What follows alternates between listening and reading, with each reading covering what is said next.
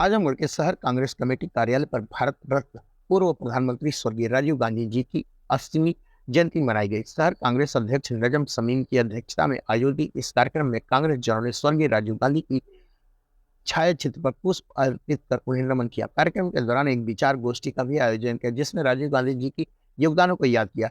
शहर अध्यक्ष नजम समीम ने बताया कि स्वर्गीय राजीव गांधी जी ने विपरीत परिस्थितियों में देश की बागडोर संभाली। उन्होंने दूरदृष्टि और पक्के इरादे ने संचार क्रांति, पंचायती राज और 18 वर्ष के युवाओं को मताधिकार का दिलाने में अहम भूमिका निभाई। विज्ञान, तकनीकी और संचार क्रांति के क्षेत्र में भारत की वर्तमान प्रगति का श्रेय उन्हें ही जाता है। वही उपाध्यक्ष शाहिद खान ने कहा कि राजीव गांधी ने जो पंचायत राज के माध्यम से गांव को सशक्त बनाने का काम किया, उन्होंने ग्राम सरकार की अवधारणा लागू कर पंचायतों को अधिक अधिकार दिए।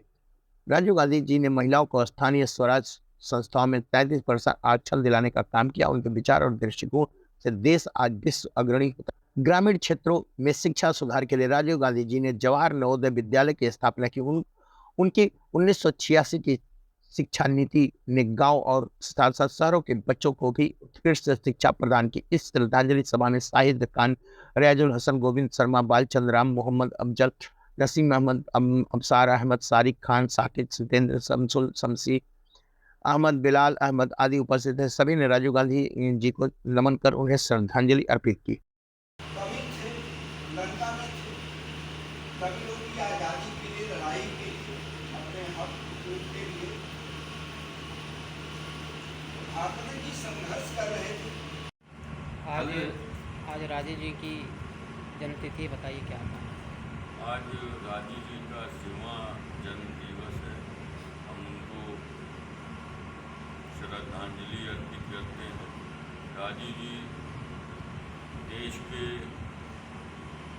7वें प्रधानमंत्री थे और उन्होंने विपरीत परिस्थितियों में देश की बागडोर संभाली थी और देश को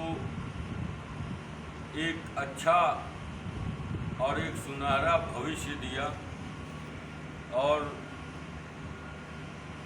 संचार क्रांति के वो जनक थे। देश में 18 वर्ष की आयु में देश के नौजवानों को उनको वोट देने का अधिकार दिलाया, पंचायती राज का कार्य किया, नगर निकायों को शक्ति दी।